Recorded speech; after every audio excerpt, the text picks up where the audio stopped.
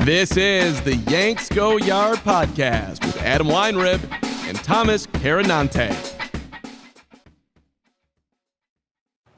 Welcome to the Yanks Go Yard podcast. Happy Thursday, 2:30 Eastern. Just like we promised you, I am Adam Weinrib alongside Thomas Carinante. And before we dive into the sponsors, the ad reads, everyone's favorite part of the pod, people are dying in the comments. They're like, where's the ad read? I'm like, oh man, sorry, I wish. Just wait a couple of minutes. First, I want to introduce our special guest today, WFAN's Keith McPherson, on to yap with us about nonsense, about Juan Soto, about these Mets. The Mets people coming out of the woodwork, who I know, Keith, you've been battling back on your Twitter feed for days now. Either way, can't wait to get a little bit more hyped with you for the 2024 season. How you doing? I'm good, man. I'm happy to be here. Happy to run it back. I'm not sure if we did this 2 seasons ago, maybe 2021, 2022. Either way, here we are, another Yankee season. It's spring training. There's articles coming out. There's players unsigned. There's a lot of hype as usual in Yankees camp. So here we go again. Let's do it. I know how long ago we did this because I don't think we were even doing it live. And you congratulated us on Joe Judge and the Giants winning in Seattle. So that's, I think, how long ago that was. But we'll get into plenty because the hype train's rolling. It's spring training. It's the first week of games in the books. That means we're getting all the overreactions possible to player stances changing, Rodon hitting 97, body differences, swing alterations, everything. We'll get to what's real, what's not, and what you're hearing from the people who call in to your shows every day. But before we get into that and all the fun stuff, I will toss it to Thomas for that ad read that, again, the commenters have been just positively begging for. So, Thomas, give them what they want. Always dying for. What's up, everybody? Thanks for tuning in. Keith, thanks for being here. DraftKings is also here with us, DraftKings Sportsbook. If you have not yet signed up, make sure to get your first bet on them through our sign-up code. It's Yanks Go Yard. New customers will get a second chance bet, also called a risk-free bet, up to $1,000 when signing up. That means if the first bet loses, you will get your full wager returned as a bonus bet up to $1,000. Signing up with our code Yanks Go Yard not only guarantees that first bet, but also gets you access to daily rewards and other profit boosts. They throw them right in your little folder. You can mess around and have fun. Baseball season's upon us. We got March Madness right around the corner. NBA, whatever floats your boat, get in on the action. So if you're looking to join, go to DraftKings.com/sportsbook or download the app. Use that promo code Yanks Go Yard and get that first bet covered. This offer is only available to new customers who are 21 and older and physically present in legal gambling states. Please remember to always gamble responsibly. Check the episode descriptions for full terms of the offer to see if you qualify. Quick branded opener, Keith. Who are you betting on for this year on this Yankees roster? Who's going to surprise you think? Who do I think is going to surprise me on this Yankees roster? I hope it's Giancarlo Stanton. I hope it's Giancarlo. Oh, that's our second question today, dude. Yeah, with a chip on his shoulder, like, hey, don't forget about me. I won an MVP. Hey, don't forget about me. I almost had 60 homers. Don't forget about me. I'm one of the highest paid players on this team. I was the MVP of the All-Star game 2 years ago. Don't forget about me. I'm hoping that year 7G, as I have been counting the years of Giancarlo Stanton as a Yankee, I'm hoping that year 7G is a comeback player of the year resurgence type year for Mike Stanton, Giancarlo Stanton. What I like most. No, go right to that, Adam, because that's what I like most about what he's done, and you touch on it, is that, he doesn't have to listen to the fans, right? He doesn't have to change his approach because fans are tired of him, swinging and missing in the optics or whatever. But he did dedicate himself to making significant changes this offseason because he knew that 2023 was not acceptable for him, for a lot of different people, and for a lot of reasons. Nothing. I can't name something that went right last year. Even Aaron Judge was spectacular when he was available, but he ran into the old-fashioned Dodger Stadium wall and crunched his toes. So even the best parts of last season, Gerrit Cole is the centerpiece of last season, but he's the only one who stayed game 1 through game 162. And we got into that sent Yankee fans into debate mode where they're like, is the infrastructure wrong? Are the players wrong? Do we need this full makeover? Or was this sort of a worst case scenario? And spring training is the ultimate time when you start buying into bounce backs or being sold bounce backs. Where are you at right now entering 2024 in terms of thinking about last year's disaster and what was preventable? Yeah. I'm way off it, bro. I've been saying for months that Yankee fans want to live in 82 and 80 so bad. Like they want to bring up 82 and 80. Like that is what they've been forced to watch with the Yankees their entire lives. You haven't. That's the worst Yankee season that most of us have ever seen. You haven't had to deal with that. You've dealt with consistency and winning and postseason experience. And like, obviously it's a 15-year drought with the World Series, but most of us that are above 30 years old, we're Yankee fans because all they did was win. They dominated. So I don't care about last year because we had Aaron Hicks on this team, Josh Donaldson on this team, Franchi Cordero, Jake Bowers, Billy McKinney, like Greg Allen was in there. IKF was playing every day, playing 6 different positions. That's not this team.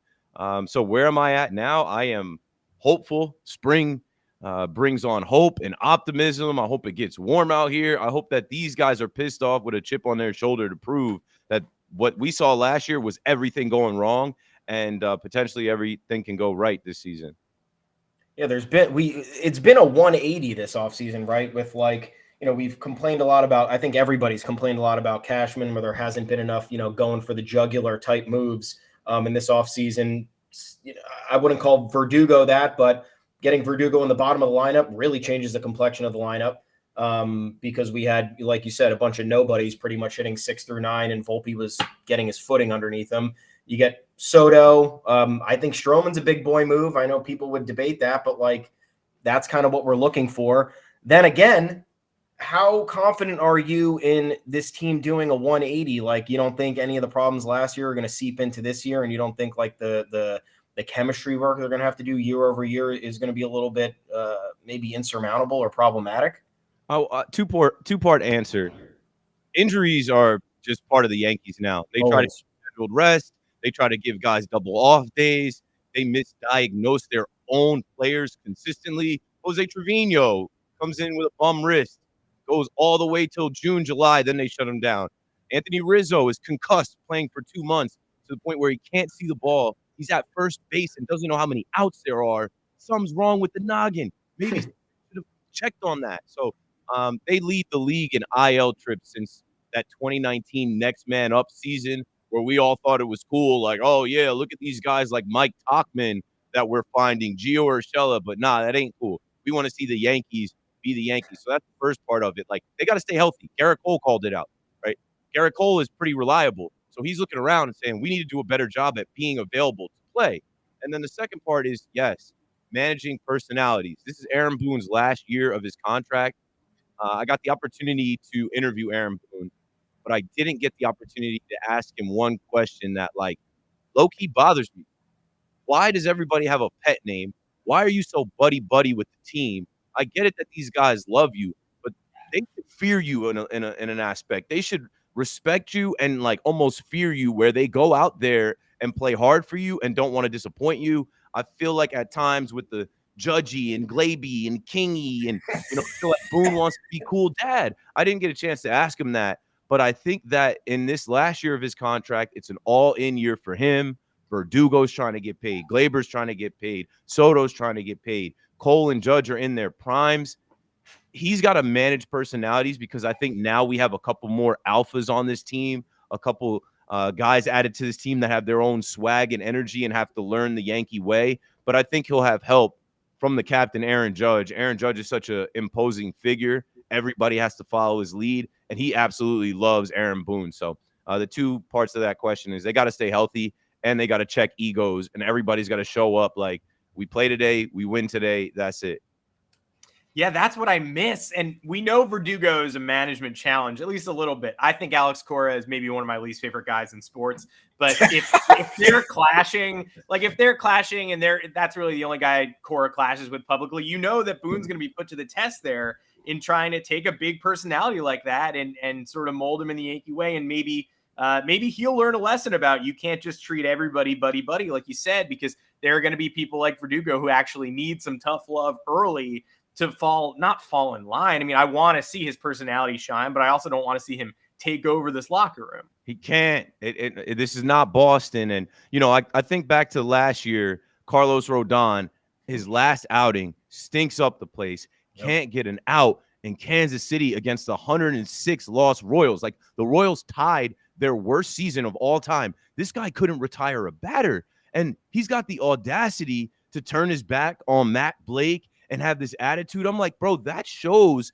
that there's just no order. That shows that a guy in his first year with the Yankees, not even his first year, his first half year, because he missed half the year and he was terrible. He's carrying himself like he's a big money hotshot. And it's like, no, that's not the way, bro. There's no names on the back of the jerseys for a reason. Like, great players have come through this franchise. You're nothing. You better fall in line. Even with Gleyber Torres, right? They always ask Boone after the game, like, oh, Gleyber didn't hustle to first. Did you talk to him about that? Or, Gleyber didn't seem locked in. He didn't, he got thrown out on the base paths, or he didn't know how many outs there were. Like, did you talk to him about that? Yeah, Gleyber and I spoke. But like, Gleyber's probably looking at Boone like, Booney, yeah, we'll get him next time. Like, no, man, like, it's time to tighten up. It's time to tighten all the way up.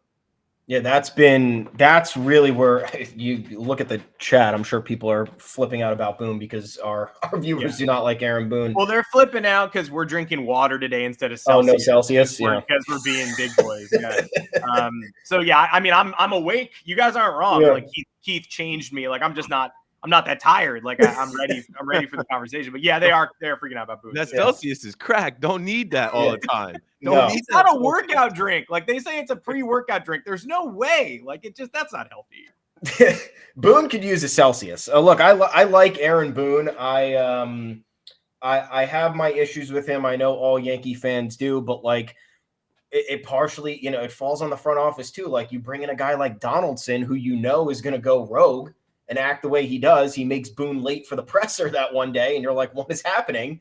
So it's like, I'm wondering how Aaron Boone is actually going to be able to, hold court properly, because I feel like he's been tested. I feel like a lot of guys have, like, tested last year with Rodon, tested last year and the year before with Donaldson. Like, even with these other bigger guys on the team, there's always these questions. There's always, the back page, they're writing stuff about players and creating this controversy and this negative energy. And there's kind of no response to it. It's always like, yeah, we're not paying attention to that. Or like, oh yeah, this is that. That's whatever. And you're right. Like Gleyber probably does, like, oh yeah, Booney, whatever. Oh yeah, this and that. But like, how is he, after talking to him, how do you feel he's up for that challenge? And how, after these last few years in dealing with that stuff, how do you think he can adapt?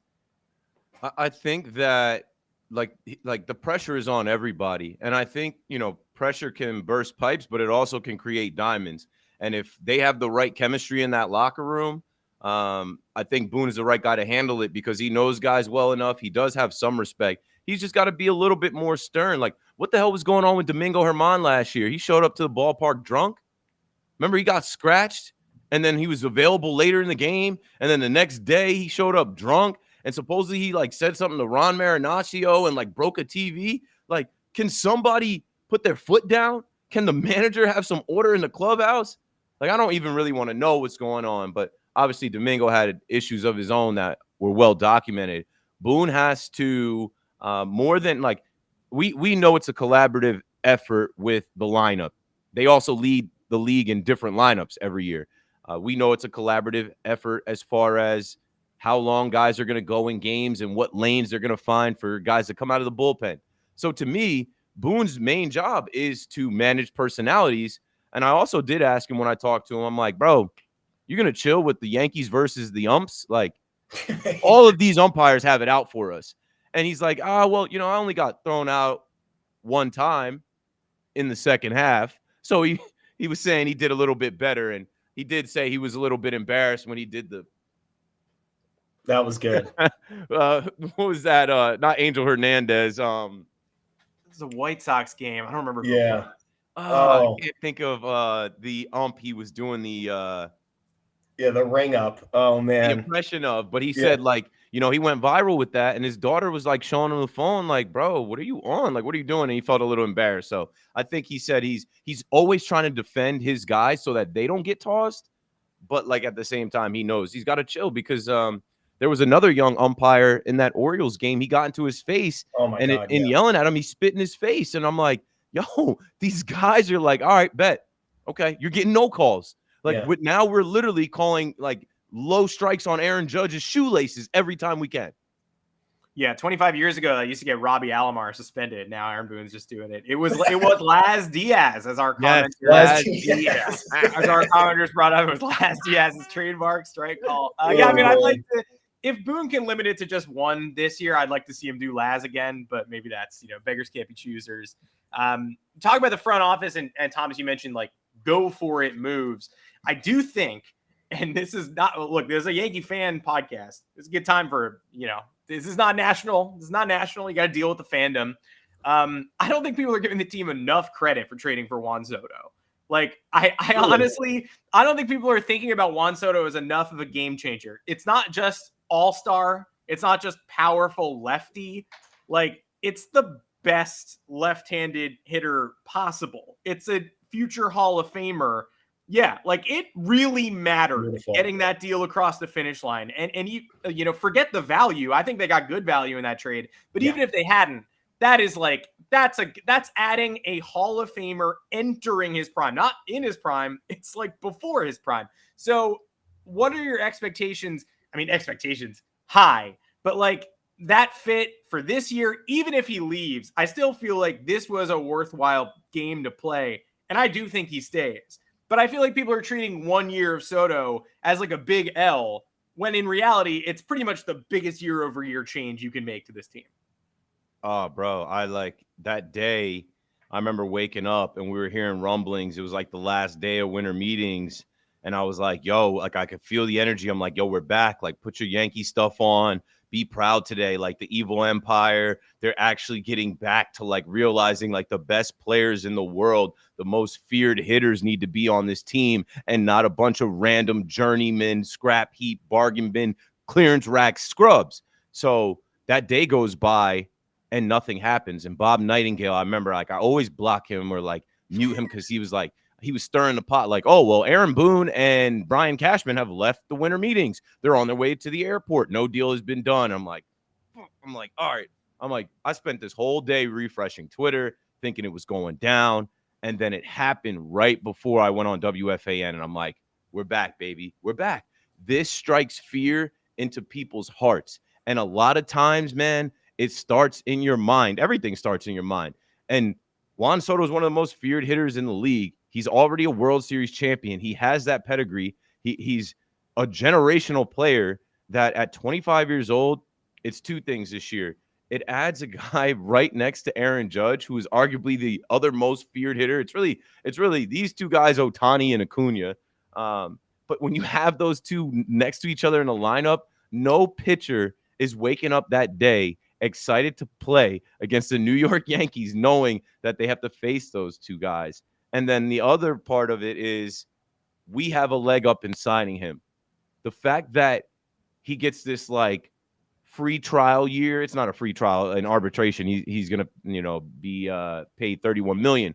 But you understand, like, it'd be one thing if we were going into free agency, like, hey, come to us, and we got to bid with everyone else.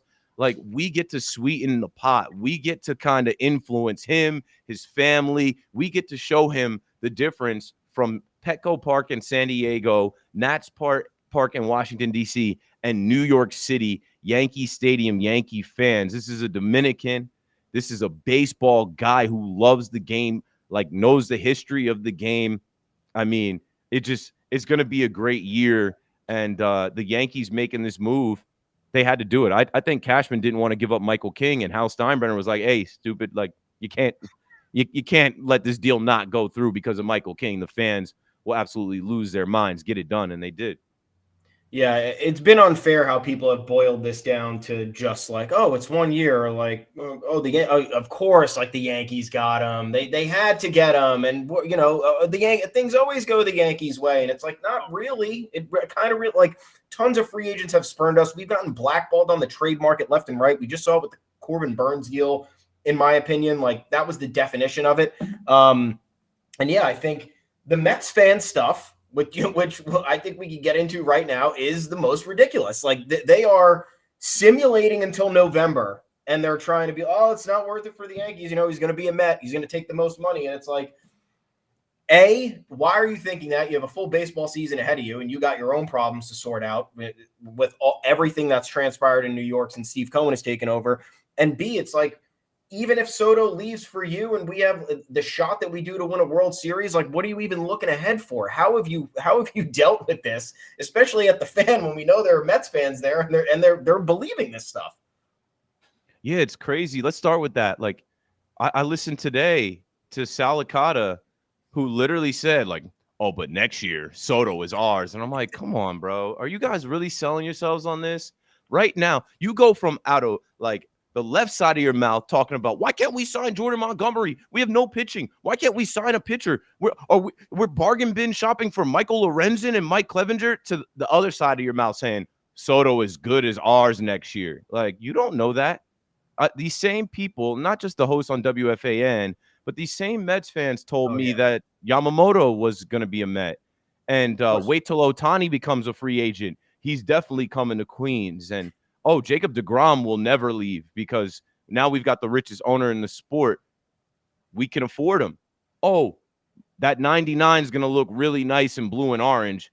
After the year Judge had, they didn't even offer him. So it's like two things. You keep talking about somebody else's money. You keep counting somebody else's dollars. You keep spending your owner's money, and he's not doing what you think he's going to do. He's not able to do because money isn't everything. You can't sell a loser. You can't sell somebody on spending their career in Queens with David Stearns and the now Milwaukee Mets. Like, I've been doing this for weeks now. We can talk every angle of it. Juan Soto is a Yankee this year. So he's going to get to go through a whole season and see the contrast between the New York Mets, the New York Yankees. Are the Mets going to win this year? Most signs point to no. They won 75 games last year. They don't have a solid rotation. They are trying to evaluate young talent. It's not going to be as simple as, okay, the Yankees offer Soto $550 million and Steve Cohen offers $600 million. And Juan Soto says, oh, done deal, done. I'll go be a Met.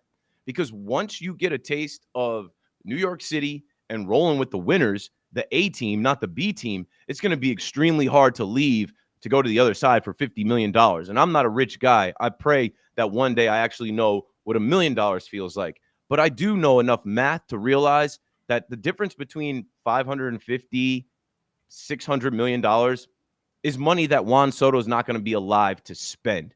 Like, he's going to be filthy rich. He's going to be generationally rich as a generational talent. He'll be able to give everybody in the Dominican Republic a stimulus check. But, like, he'd be a fool to join the Mets. And these Mets fans are fools talking about another guy that, like Ohtani didn't even return a phone call. Like, they're saying, oh, well, we know Boris clients are going to test free agency. Worry about Scott Boris's client that you have at first base right now, Pete Alonso. Like, this is preposterous. Enough already. You can't just lock in on your own season, right? You have nothing to look forward to in this 2024 season. So you're making Photoshop pictures of Juan Soto in a black Mets jersey next year. It's just so pathetic. It's like, damn. Like, I love baseball. I can't wait till we have baseball on every single day. I couldn't imagine being that lame. I couldn't imagine being that delusional that I have to have eyes on somebody else's girl. Like, that's what it's like, right? It's like, oh, well, when you break up with her, she's good as mine. No, she don't even like your type. She wouldn't even return your text. Like, you can't even get her number, bro. You think your money can buy, like, money isn't everything. You got no game. Like, you're losers. You guys are consistently trash. Nobody wants to put on that bum ass jersey like you think. Name one other guy. Starling Marte came over there. Yeah, and he's finessed. Verlander and Scherzer came over there. Yeah, they hit the mega millions and then they left. They were traded away. They sucked. Like, what are we talking about? Severino, Ottavino, everybody who we don't want anymore. You paid Brandon Nimmo center field money last year in free agency to move him to left field and sign Harrison Bader. What goes on? Yeah, I mean, Salicata, sorry, but the NL East is over. You're going to finish fourth. You're going to finish fourth, man. It's over. Oh, that's an all-time bad one. Like, Sal is popular in Atlanta for proclaiming that the NL East was over in like May. And then the Braves went on a historic run. They played at a 700 pace. They take them. I mean, they play the center and pays and take the Mets out. And so, yeah, Sal's got to live with that. But yeah, you nailed it. I mean, you nailed it 35 different ways. But right up top, when he and other Mets fans are complaining about how they won't go the extra mile, try to compete, even sign Montgomery, and they're bargain bin shopping for pitchers. But yeah, next year, Cohen's going to outbid the field by $150, $200 million, something he has not done yet, ever. He hasn't even had, I don't think, the highest offer on the table for any of these free agents. He wussed out on Carlos Correa. Like, that's not how billionaires become billionaires. Perfect example is Carlos Correa. Yeah, Carlos Correa is going to be the new A-Rod. He's going to come play third base next to Lindor. How'd that work out? Oh, the medicals, the physicals, his ankle. Like, these guys are hilarious. They literally punted at the deadline 5 days before the deadline, sold off everybody. D-Rob, Mark Canha, Eduardo Escobar, Tommy Pham, Scherzer, Verlander. They just completely gave up. We've never seen that in baseball because no owner would just waste that much money willingly. Just be like, I can afford it. But it's crazy to think that the Met fan really believes that, like, because they have this rich owner now, you know what it is? It's because they're coming from the Wilpons that never spent. They punched above their weight class for a couple years, and they actually can't accept the fact that now David Stearns is controlling the money. He's controlling the spending. And they want to latch on to the fact, well, we're saving for Juan Soto. No. Like, JD Martinez didn't sign with the Giants because he didn't want to play there. Aaron Judge left $40 million on the table because he didn't want to be a Padre. There is a such thing in modern day baseball like Ohtani. Ohtani never went to Toronto like those Blue Jays fans were hoping and dreaming. He knew where he was going the whole time. That's why he wanted to keep it quiet. He's like, I've been eyeing the Dodgers for the last 5 years. Like, I just got to get the money right. So, man, nobody wants to be a Met. These guys get traded there like Lindor, or they come up in the farm system like Alonso, McNeil, Nimmo. Nobody is actually trying to sign their life away to be in Queens. It's a tough thing to sell. And I mean, look, I wish the Mets were good. I like the healthy competition in New York when the Giants and the Jets are good. To me, it's fun. When was the last time that happened, though? I mean, we were in college, I think. Yeah. Well, literally a decade ago. But enough about Mets fans. Let's talk about Yankees fans. And you mentioned Yamamoto because the Mets believe the Yamamoto. Talk about another example of the Mets being used. Yamamoto used the Mets to get the price up to $325 million, and then he said, "Hey, Dodgers, this is the price that I got. Are you willing to match it?" And they're like, "Yeah, sure. We'll give you an extra year too for security purposes, and then we'll throw in a bunch of luxury. What was it, like the luxury Rams tickets? Yeah, it was crazy, private jet or whatever. So the Yankees. What was your feeling on the Yankees Yamamoto situation? Because, and this is going to segue into my next question about fans, because I don't think everybody kind of understood the angle Yamamoto had, and I think a lot of Yankees fans have their differences. I know there's always divide on social media, and people are disagreeing over just the most nonsensical stuff. But this really put me over the edge because people were convinced another 25-50 million was going to convince Yamamoto to come to New York. That was never the case for me. He knew where he was going. The Yankees gave what they felt was the most creative deal they possibly could. So what was your take on that whole situation? Because I know you were probably in the weeds with that, with calls every friggin' night from people. So let's hear it from you. Some Yankee fans turned on me because I said this offseason is not Yamamoto, it's Yamamotani. Did you guys watch the World Baseball Classic last year? Like, these guys have been plotting this since they were in America and didn't lose a damn game. They dominated. The Japanese team was ridiculous. I even go back to Cashman being front and center for the Yamanono. Yamamoto threw a no-hitter in Japan, and Cashman was there. Cashman was there like a little fangirl, waving, saved his ticket stub. So, I saw those videos, and I was like, all right, Cashman's doing his due diligence. Supposedly they've been scouting him for years. Yeah. And I had a slight thought in my mind from one of my favorite pitchers ever with the New York Yankees, two of my favorite pitchers ever, Masahiro Tanaka and Hideki Kuroda. So I'm thinking that he's going to be in line to be like them, because there was a line of thought out there that these Japanese players don't want to steal the spotlight from other Japanese players. They want to be on their own teams. They want to be the only Japanese player that the media is covering on. I knew that wasn't the case. No one can steal spotlight from Ohtani. You join him. You jump on his spotlight to make yours bigger. But To close my thoughts on it, even with that 18 jersey being available, Tanaka wore 19 because Hiroki Kuroda wore 18. 18 is the ace number. The Yankees supposedly gave him a number 18 Yankee jersey. There were pictures of him with the Yankee hat, but no, this guy always wanted to go to LA. He was working out at UCLA during all of this. And if you remember correctly, Joel Wolf, who is also Giancarlo Stanton's agent, he put out a pretty damning statement. He said, when Cashman was at the GM meetings in Arizona talking about how, it seems getting injured is a part of his game, talking about Giancarlo Stanton, Joel Wolf came out and said, let this be a message to players domestically and internationally that, like, playing for that team, you have to have your guard up at all times. Like, you have to be prepared for anything. And I think Giancarlo Stanton took it personal since he got in really great shape. But I also think Joel Wolf looked at it as like, I'm not sending my client over there. We'll use these guys. We'll use the Mets. And the Mets got absolutely finessed. Steve Cohen flew to Japan and took Yamamoto and his whole family out to like a French cuisine dinner, wined and dined them.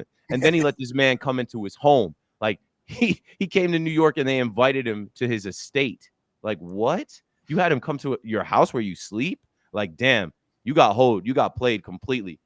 The Yankees, though, had a bar. And if it's true or not, I sleep well at night knowing that Gerrit Cole is the AL Cy Young winner, and they weren't about to pay a guy that hadn't thrown a single pitch in a American League, National League, and Major League Baseball. They weren't about to pay this guy more than Gerrit Cole. Like, there's a line, and you got to have a line. And good luck to Yamamoto and the Dodgers, but I'm actively rooting for them to fail. 100%, 1,000%. And I think, like, what got misconstrued is when it came out the Yankees didn't want to pay Yamamoto more than Cole. And people were like, oh, will they never pay anyone more than Cole or Judge? And it's like, no, they didn't want to pay this guy who's never thrown a major league pitch, who they just had that agitation you mentioned with his agent more than Cole. He's like 5'10", 170 pounds. Let's see how he holds up. I was watching him pitch yesterday. Two things, and not to cut you off, but you guys need to know these things. They said he was tipping his pitches from the center field cam. There's already a viral video on TikTok, Twitter that like, yo, this guy was tipping his pitches. They better get that under control. And two, the way he cocks back and the torque in his arm, they think he's Tim Lincecum. Nah, let's see. Let's see how long he holds up. Let's see how long he's able to throw like that. He looks filthy. His stuff was dirty yesterday. I was like, okay, I see the hype. But he's got to hold up through the duration of that contract and this like next decade with Ohtani. And I expect them to fail, but they're not going to be mad because that Japanese revenue that the Dodgers are about to collect, on top of the fact that they always lead the league in attendance, like the Dodgers are printing money. They're printing money with Yamamoto and Ohtani's face on it. Yeah, everybody did that thing yesterday too, where they clipped the first highlight, like him getting Nate Lowe, and they do the, oh, he's going to be a problem thing, or like, NBA Twitter's been laughing about that for 15 years. It's like a Mario Chalmers layup. And they're like, Prime Mario was a problem. And so it's like, you could do that. I mean, you could get a Graham Ashcraft curveball and be like, is this guy the best pitcher in baseball? No. It's like, I was impressed with the stuff too, like you said, but there are negatives there. And it's not like the Yankees have shut themselves down to future opportunities to improve. But this year, it does feel like this is the rotation they're going with. Like, there was Blake Snell flirtation.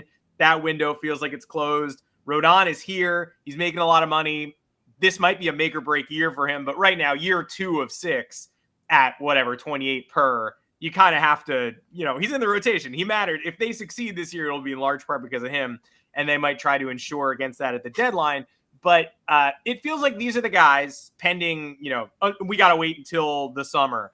Are you comfortable with that? Or whether you're comfortable or not, are you good not paying Blake Snell the 110% tax, $30 million annual or whatever that's going to end up being for somebody? I knew that they could not pay Blake Snell. I had BK Brendan Cuddy on my show last Monday. Him and Chris Kirshner wrote the whole article out for the Yankees universe to read, that like where the Yankees are, if you actually sign this guy, you are going to be paying twice as much. They're not going to do that. They offered him early in the offseason before they signed Stroman. He declined that offer. They don't have the wiggle room. I guess, some people are holding out hope that they can get crafty, but the rotation is the rotation. And what I'll say to Yankee fans, that if you really watch this team over the years, The pitching is not the problem. Last year, in the regular season, they couldn't score more than 3 runs. The lineup was the problem. They could not manufacture runs. Without Judge, I liken the Yankees offense to an NFL offense without their starting quarterback. Didn't know Aaron Rodgers was going to go down, but that was exactly it. Like, yo, these guys can't move the sticks. The Yankees always find pitching. Oh, they also have the American League Cy Young winner that you can count on cold day every 5 days. Let's just say this, right? I know that Rodon wasn't good last year and he missed half the year. I know that Nestor Cortez missed half the year and so did Marcus Stroman. But 2 years ago, Nestor Cortez was an all-star pitching to a Cy Young level, looking like a left-handed ace. If he can get back to some of that, we're asking him to be a number 4. Stroman was also an all-star last year with the Cubs. And I don't know if you guys ever been out to Wrigley. It's a big baseball spot on the north side. Like, that's not a small marketplace. That's not a little place. You're not hiding there. Everyone is there watching, and Stroman performed there. Now he gets to live his dream. This guy is wearing vintage Yankees merch at practice that, like, I'm like, where the hell did he get that? Oh, he must have, like, got it either 30 years ago or, just is that much of a Yankees fan and collector. And then Rodon, he slimmed down, and he knows he's got to be better. And if he can look more like he looked in San Francisco and Chicago, then this rotation is going to be fine. Clark Schmidt, I didn't mention, but Clark Schmidt looked good in his first outing, and I feel like people are sleeping on Clark. Clark was a top pick. This is Clark's second year. His second half of last year was pretty decent after being pretty shaky and not being able to go deep in games. The bullpen is always solid. Matt Blake and Gerrit Cole are 2 baseball savants when it comes to pitching. The pitching is not the problem. This rotation is going to be fine.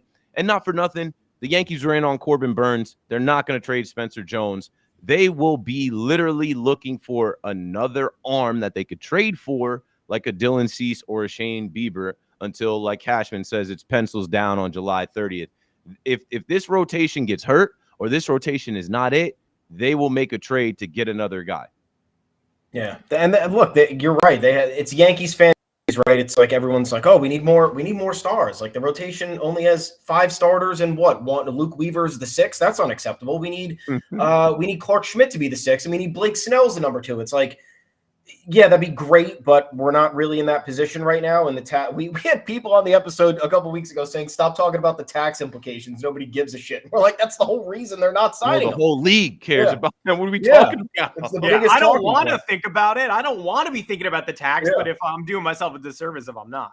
Yeah, but there's penalties, there's draft picks, there's like they don't want to do this. It's a Steve Cohen tax. Like, did you guys miss the whole lockout? Did you guys miss the whole collective bargain? Like, this is exactly what everybody cares about. You fans want to ignore it because you don't want to read and do math.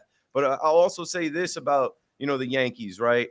Like, Luis Heel is there. We saw him 2 years ago, and we were like, who the hell is this? They always have a Randy Vasquez, a Johnny Brito, Anthony Manischewitz. I know I didn't pronounce his name right. They always have one of these guys fill in to start, and they traded away J.P. Sears, Luis Medina, Ken Waldichuk. They traded away Thorpe, Michael King. They have to replace 400 innings from last year with Domingo Germán gone and Luis Severino. They don't care, because if they know one thing, they know they have Chase Hampton and Clayton Beater and these guys waiting in the wings that can come up and make a couple spot starts. Yeah, that's the we always talk about that too. It's like people were wanting them to sign Hader, and it's like, why? We already made that mistake with Chapman, and this team prints relievers. And I think you're right. Like, the pitching is not the problem. Some people will cite, like, behind Gerrit Cole last year, it really wasn't that great in the rotation. And it's like, yeah, but also, what if this team scored 7 runs a couple times a week? Like, would have been a really, really different scenario. But Gerrit Cole, something I've wanted to talk about with you for a while, Keith, because we initially, I think, at least you gave me comfort when I would write critical things about Gerrit Cole, because I felt like you were on at least my thought process with, he got the largest contract ever. Wild card game in 2021 was a bad look. You had the lead the league in home run. What was that? In home runs, was that 2022?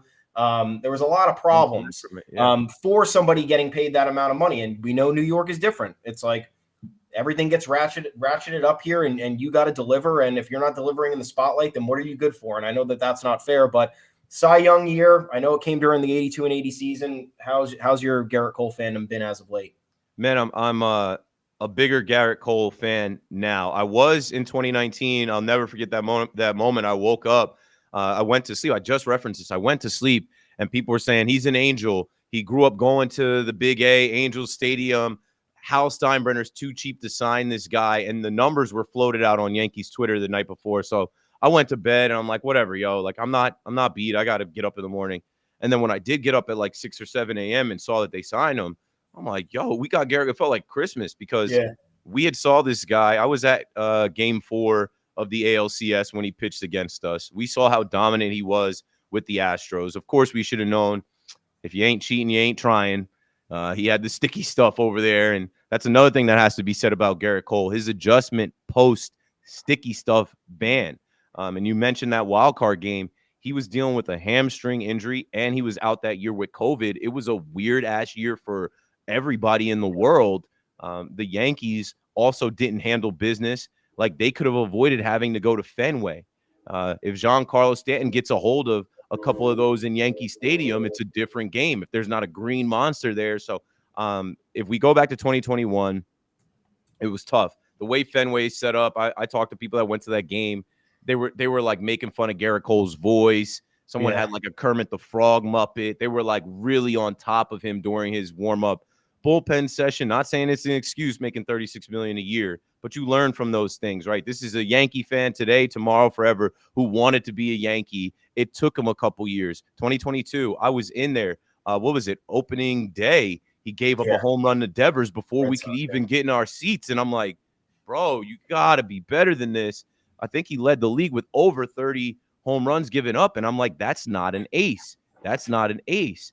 He figured that out, and he bounced back last year, so much so in the worst year that we've ever seen. The one bright spot was we got another Cy Young winner, I think the first since Roger Clemens. And now I look at him as a leader of this team, a secondary almost captain behind Judge on this team, a consistent on this team, someone you don't have to worry about. You get excited for Cole Day. I'm a big Gerrit Cole fan because I also look around the league at how fragile these pitchers are, and Cole is always available. He's there. And I also have heard him talk about pitching in his interviews, and I know he is a pitching coach. He's helping everybody else. He's watching everybody else. He's talking to everybody else. He wants to win. So big Gerrit Cole fan. He was the starter in the All-Star game for the American League, and I was out there in Seattle, and I saw his interview, and he said he checked that off the list, right? And they asked him what else is on the list. He said the last thing to do is to start and win the World Series. He obviously went to the World Series with the Astros, and they lost to Juan Soto and the Nationals. But now he wants to check off the last thing, which is to pitch and win a World Series for the New York Yankees. And if you remember 2 years ago, he was pretty solid in October, even though he did give up all those home runs. In October, he kind of got us all back on his side, and I think that carried over into 2023. I'm really excited for him in 2024. Yeah, and he wants to do it here too. Like, that's always important to me. And it kind of feels like Soto does too, but Cole, lifelong Yankee fan, rock that sign, like you said. It matters to me that he wants a World Series. He wants to do it at home, and this is his home. Also, that 2021, season that ended at Fenway, just another example of the ball bouncing the Red Sox way, like it always does, even though those fans are crying boycott. The Red Sox were down 5-1 in the 6th inning of the last game of that season, and we didn't even really notice it because the Yankees were in that 0-0 game against the Rays that Judge walked off. The Red Sox came back from 5-1 down and beat the Nationals. If they don't do that, they're not even in the playoffs. Yep. But of course, they do, and we do, and then we get the chance to get embarrassed on their home turf again. The first time things end poorly for Boston will be the first time that's happened since 2004. I can't take those people. We did enough Met fan shit earlier. I feel like we got to throw some Red Sox fan stuff in there too, because I can't believe they're trying to boycott just because they don't like the way the owner is allocating money after all he's given them. Maybe it's just scripted for Netflix. They have this whole season being documented on Netflix, Hard Knocks style. So maybe it's all a Hollywood plan. Feels a little bit like it. I don't know why else why the camera people would have chosen a last place supposed Boston Red Sox team. But we move. We deal with absurd fans here and some absurd commenters. We love them, but they're nuts. You deal with way more because you're on the FAN shift late, where you got people calling. You mentioned a few times during this show that you got guys that you have to rebuke, talk about, Yamamoto all day. What's sort of the craziest take you've heard going into 2024 that you've had to deal with the last couple weeks as spring training has really started? Like, where are fans off base right now? Oh, man. I mean, these guys call up the pitching. They just call up, and the worst take that exists right now is the Yankees are supposed to be all in after trading for Juan Soto, but the moves that they made outside of him show that they're not all in. And I'm like, come on, bro. Are you serious? I'm like, Verdugo doesn't count as anything. They did that before Juan Soto. Stroman doesn't count as anything. No, Keith, no. They're banking on the same guys that are hurt every year, that are old. DJ LeMahieu, Rizzo, Stanton, Rodon sucked last year. Nestor wasn't good last year. He's going to turn back into a pumpkin. We don't know what Volpe's going to be. Volpe's a 200 hitter. This team is going to fail because they've got 1 year of Soto and they didn't go all in, and he's going to leave next year and Hal's not going to pay him. I'm like, I don't believe any of that. I believe the biggest issue with this team, again, was hitting. And they now have put an Alex Verdugo in this lineup who can hit leadoff. Oh, he's a left-handed bat. That also addresses the biggest issue with this team. Not enough balance, not enough left-handed hitters, not enough professional outfielders. I don't know how many times in the last 2 years I've had to watch the Yankees put different guys in left field. Ball will find you. That ball finds grass in left field way too much in Yankee Stadium. They literally put guys in the outfield in Yankee Stadium that can't play their own outfield. I think it's preposterous. I think it's ridiculous, but they've done it. Now you actually have major league caliber outfielders, left-handed hitters, really good left-handed hitters. And I think that the pitching is never a problem. When we get to the postseason this year, I think that they're going to have the right mojo, the right energy. But that's another thing I say to these people, right? Someone said to me, you're picking the Yankees to win the World Series. I'm like, yeah, every year since I was 5. But if I had to pick the field versus the Yankees, I'm picking the field because you have to build a champion, right? The Texas Rangers didn't know at this time last year they were building a champion, but they did go for it. They were trying, and they had the right mix of spending for a Corey Seager, a Marcus Semien, but then also developing an Evan Carter, a Josh Young. They've got some other guys coming up.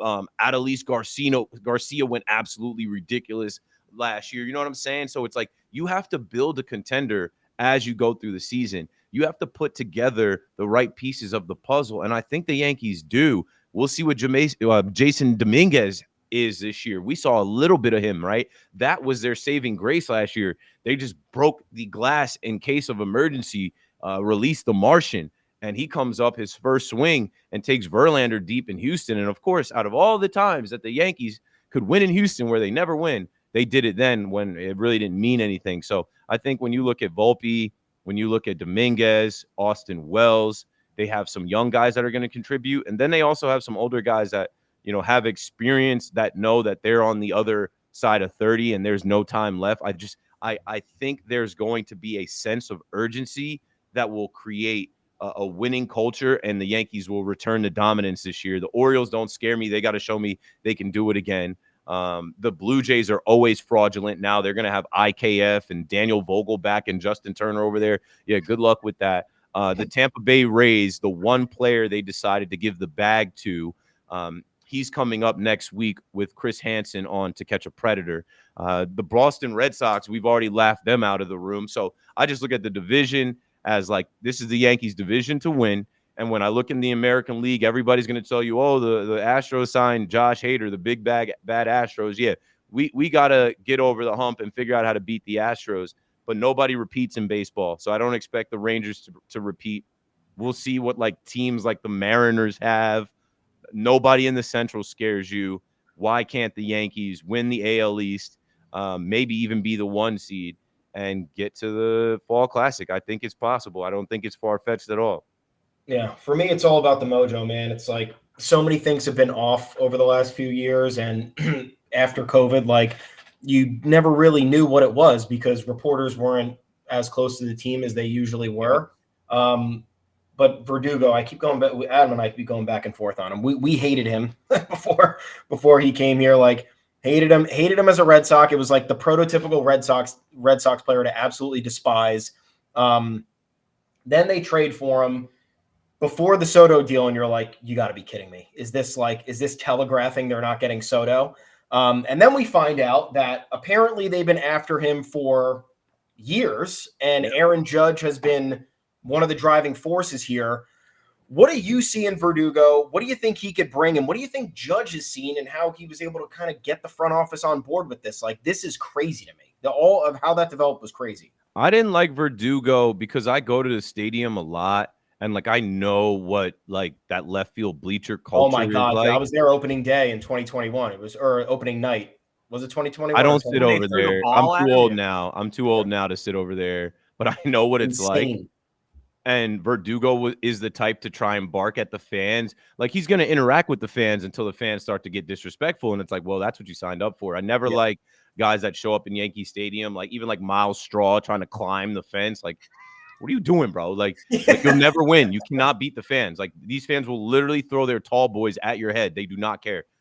So just Verdugo's attitude, the grills, the chains, the tats, just gave me like, the vibe that this guy is trying too hard. And he wouldn't fit the Yankee way. And originally they were saying that they were going to swap him and Gleyber Torres. And I'm like, no, hell no. No, he's not that good. Like I think Gleyber has a chance this year in his walk year to, make the All-Star game at second base. I think he has a chance to be low in the lineup where people forget about him. And Gleyber, I mean, already in spring training, he's practicing his situational hitting. Like he's not swinging for the fences. He's driving in runs. So when I look at Verdugo, I did like the fact that Judge had an eye on him. He used to wear 99. Maybe that's why Judge was looking at that guy. Like, who's this guy wearing 99 for the Red Sox? I think he's going to come over here and bring a compete level. He's a dog. I think he's going to come over here and like be fired up. I think if DJ struggles, that's going to be your leadoff hitter. He's done it in Boston, and obviously playing for Boston, he's got experience in left field at Yankee Stadium. I think he'll be fine over there, and I hope the ball doesn't find grass. I hope he gets enough reps, and we have a good year with him in left. Yeah, those walk year Yankees. I mean, you hit the nail on the head there. Like Torres, Verdugo, Soto, even Clay Holmes. Like there are a lot of guys who have something to prove this year. And add the kids to that too. Volpe's got plenty to prove. Just because it's not a walk year doesn't mean he doesn't have a lot to prove. Peraza gets buried, and we bury him when he makes mistakes because we don't know what he is yet. But he has a lot to prove. Dominguez coming back healthy has a lot to prove. I do believe in this team being hungrier than last year. It all comes back to what you said up top about, Boone holding them accountable, not throwing games away, playing today, winning today. That's it. I think there are a lot of guys on this team who have that same mentality. Well, Keith, thank you a ton for joining us. Do you have home opener plans? Do you have anything else to add before we sign off? Yeah, you just brought up a great point that we got to mention. No more of those punt lineups. Oh, God. More of those games where it's just like you go into the game and it's like they concede a loss. You need these games early in the year. I say it every single year. The math is the same in April as it is in September. So if you're going to rest guys, if you're going to have a B team lineup thinking that you've got games to make up later in the year, it's going to come bite you in the ass. I don't think that they're going to play that way this year. And I think that like having guys like a Trent Grisham in the lineup or on the bench that can be in the lineup, like their backups now are better than they had. They're going to be able to steal some of those games. And the Yankees are going to get back to being the Yankees where bums like the Nationals or the Rockies or the Athletics won't get a game off of them. The Royals won't get a game off them in a series. They need to get back to sweeping series. Opening day in Houston, I have no plans for that. I'll probably be on air at WFAN that night, but I'm definitely taking off April 5th. Because last year I didn't take off, and by the time I got to the radio, I had no voice. I had been at the stadium from like 8 a.m., and then I drove down to do my show at 7 p.m., and I texted the producer as I was in the car. I'm like, bro, I'm trying to talk, and like I can't. Like I was yelling so loud at the stadium in the cold and drinking beers. It was like so I'm taking off today, or I'm taking off that day. Friday, April 5th. I will be out there for the whole day and night. Hopefully the Yankees get a win. So if you guys are out there, hit me up. You'll see me. I have no idea where I'm going to be sitting, but I just know that we show up to open up Yankee Stadium. Some people as early as 7 a.m. The bleacher creatures say, Happy New Year. And we all kind of get together and eat breakfast, lunch, and dinner out there and make a whole celebration out of it. So I'm looking forward to 2024 opening day coming soon. We are too. I think, Thomas, we probably got to do it this year. We didn't do it last year. I would love to. Yeah, this is the year. Well, Keith, thank you so much for all your time, your takes. You brought the authority to this show. It isn't just us two random losers yapping about the same nonsense. We really appreciate you joining us, man, and hopefully we'll run this back sooner rather than later.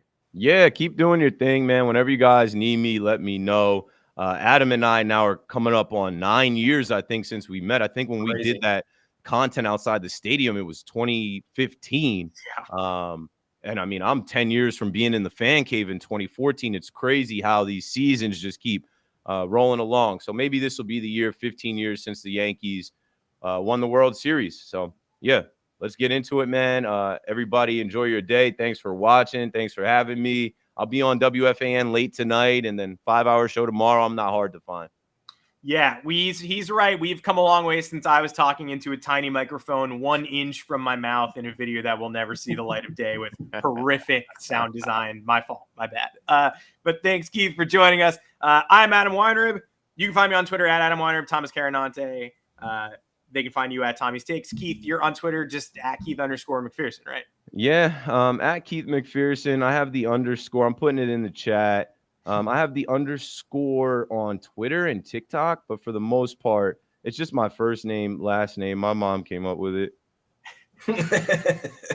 Well, yeah, you need it longer than Twitter because I don't know how much longer that's going to last. It's not the best. It's not the best platform, folks. Elon Musk ruined the place. It used to be my favorite platform. I built my biggest following on Twitter, and now there's just too much porno and bots and my ass in bio.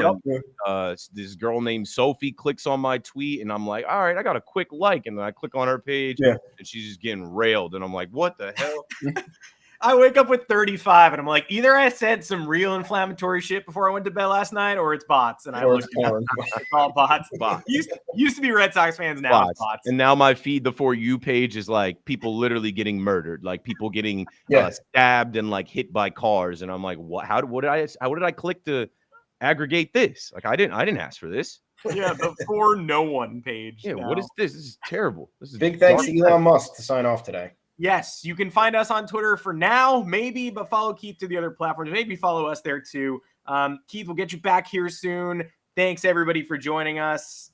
Hell of a show. Let's go, Yanks. Let's go, baby.